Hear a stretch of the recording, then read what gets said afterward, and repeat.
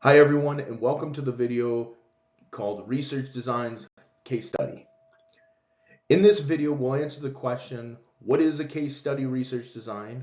What is an example of a case study design?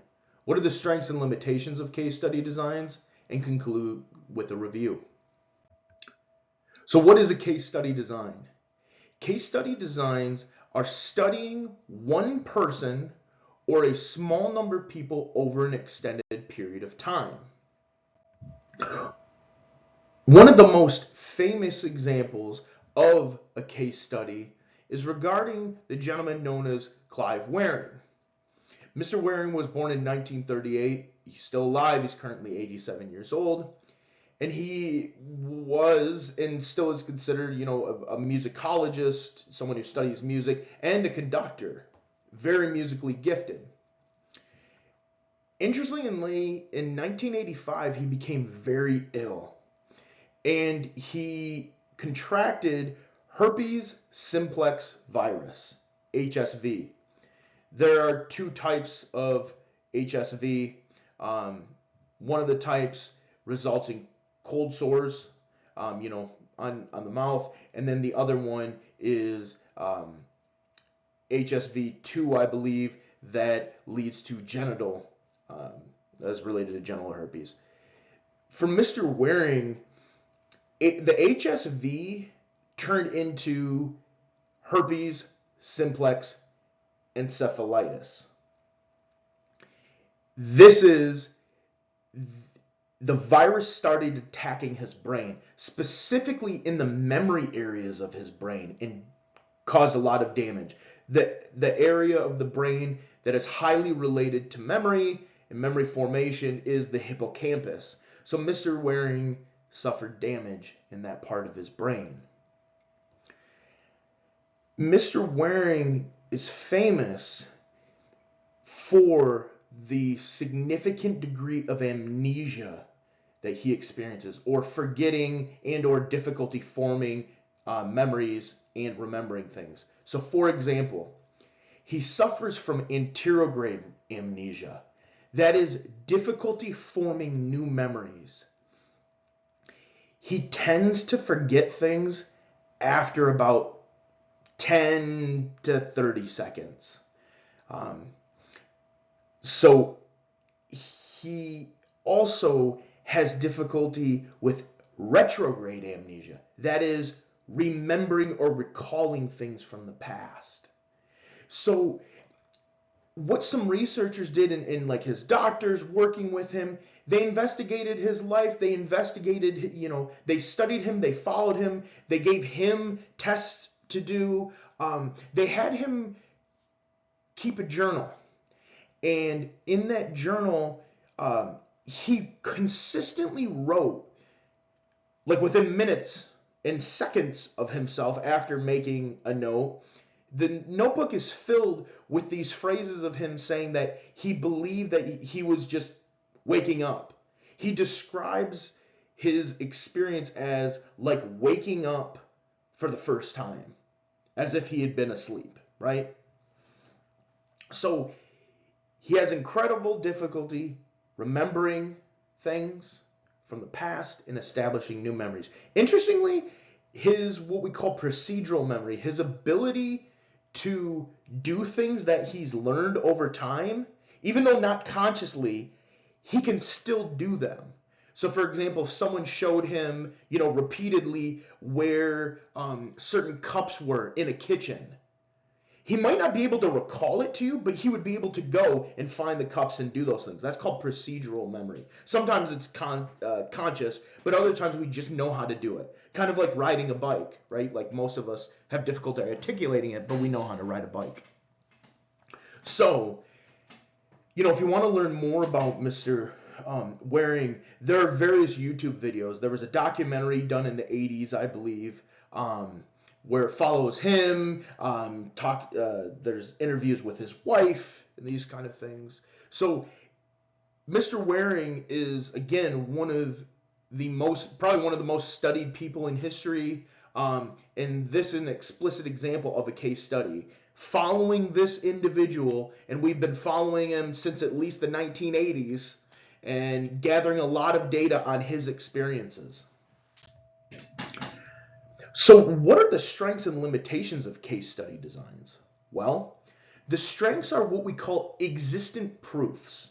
There's a type of strength. Existent proofs are demonstrations that a given psychological phenomena can occur. That is, Mr. Waring, his experience at least proves, I know I talked about being cautious of the term proof, but the fact that he has difficulty remembering things is a proof that a thing exists, right?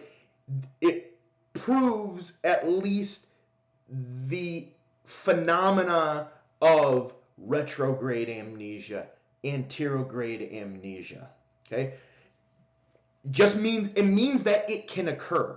That's what an existent proof is. It's something can happen, okay?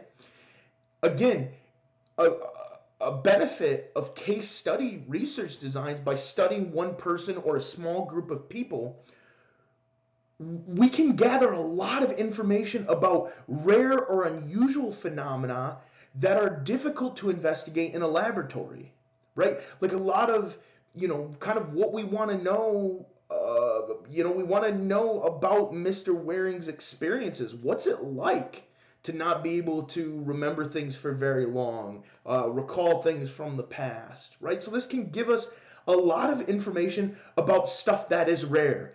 Clearly, not many people suffer from both retrograde and anterograde amnesia, and they rarely experience it to the degree that Mr. Waring experiences it. So this gives us a lot of information about a really unique situation. And another positive or strength or advantage of the case study design is it helps us brainstorm and generate future hypotheses.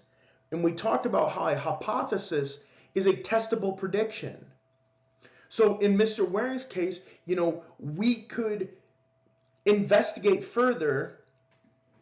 Maybe it wasn't just for Mr. Waring that HSV resulted in HSE in the hippocampus. Maybe this happens to other people. That's a testable prediction. Do people with HSV go on to experience some degree of amnesia? For example, that's a testable prediction. We could investigate, find people that have HSV. We could follow them in longitudinal designs. But what I want you to realize is that these case studies can help generate and spark future hypotheses to investigate scientific phenomena. But the limitations. There are clear limitations to case study design. One of them is we can't infer causation. We can't really tell what caused what, right?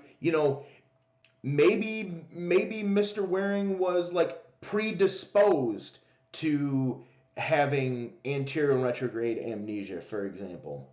Maybe it was the medication that they gave him to treat it, right? So maybe it wasn't the HSV that caused it, right? Like these are all these hypotheses that we could potentially test. But what you need to know is that case studies cannot help us infer causation. It's basically a one-off. In this situation, this thing happened.